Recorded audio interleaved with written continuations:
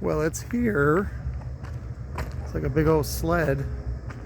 So we cleared out this area, and we're gonna fill this with steel for recycling. So don't get upset. This steel you probably can't use, and it's probably not worth shipping. So it's gonna be a lot of this right there. What I don't want to recycle, I'd rather sell to you that you can use, is the steel frames. So we're gonna do them for $1 each. And then you just pay shipping. So, and we can get shipping pretty cheap through UPS, and also through, if you want to order a pallet worth, we can order a pallet service for you guys. And that's probably the best way to do it.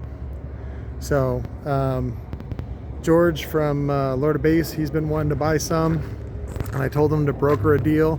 There's a bunch of guys in Mexico that want these, and I just got to connect with them somehow, or maybe through one of you guys to do this.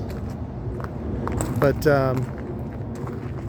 this is, of course, cast aluminum, steel frame. So, but anyways, we'll do a good deal on the cast aluminum frames. On this style, we'll do $5 each.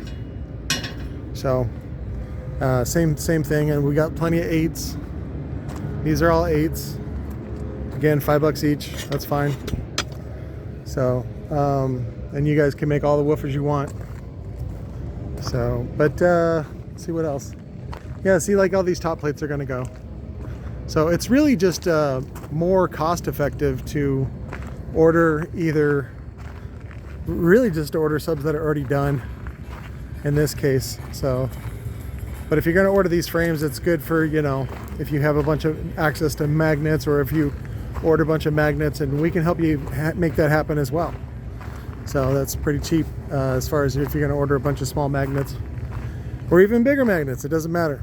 So, but I got to go head out to Recoil. What the fuck is all this noise over here?